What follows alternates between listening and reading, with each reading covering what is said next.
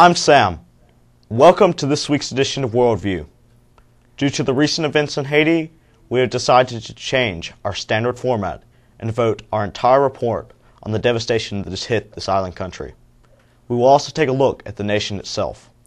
My name is Katie. A 7.0 earthquake hit the country of Haiti on Tuesday, January 12th, killing more than 70,000 people and injuring hundreds of thousands more. A second earthquake, measuring 6.1, was felt January 20th, and the earthquakes collapsed buildings and destroyed roads, and hundreds of thousands have been left without food, water, or shelter. People in desperation have begun looting buildings and stealing from other people to stay alive. Besides injuries resulting from the earthquakes, people are dying from dirty water, lack of medicine, and lack of food. The damage has been so vast, relief vehicles have been prevented from getting to those in need.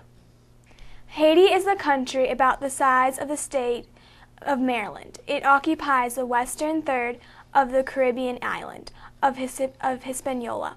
The Dominican Republic takes up eastern two-thirds.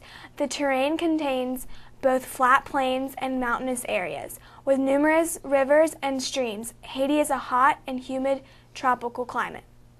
Its dry season is from November to January. During February through May, the weather is very wet.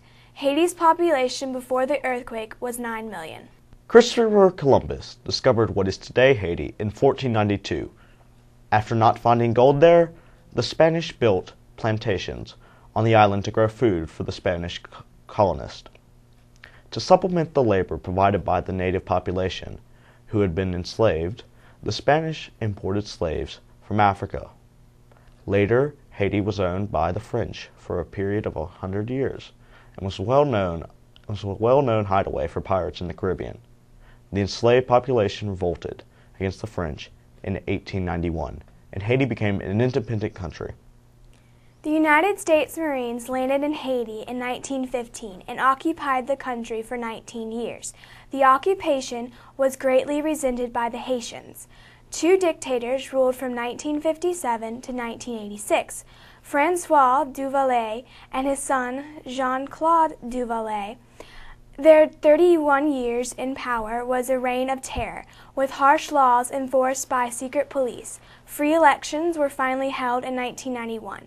Today, Haiti has a democratic government, but has been plagued with corruption. Most Haitians belong to the Catholic Church, which was the reason for the historic visit of Pope John Paul II to the country in 1983. A much smaller percentage of Haitians belong to evangelical Protestant churches. Voodoo, a mixture of many African traditions, is widespread throughout the rural parts of the country. Haitians often practice voodoo alongside their Christian faith. Haiti is one of the most densely populated and poorest countries in the world.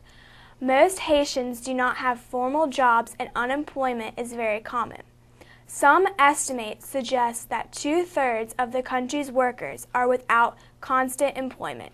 Those employed make an average of $1.70 per day. In recent decades, working and living conditions have been so poor that immigration, often by any means possible, has become a popular plan of escape. In the midst of an earthquake of historic proportions, not simply due to the magnitude, but rather the sheer impact upon the people, the goodness of people shines through to their fellow man. President Obama has asked for the assistance of former Presidents Clinton and Bush in order to raise awareness through their star power. The media has also brought this issue to the forefront. Consequently, the world has responded with an outpouring of relief efforts now totaling over $1 million. Simply put, the best thing that you can do now is contribute to the relief efforts. In the face of a disaster, I am certain Summit students and faculty and staff will respond with an outpouring of contributions. For our brothers and sisters in Haiti, we must step up to the occasion and save the lives of countless individuals. Thank you for watching Worldview this week. Watch us again next week. Good day and good luck.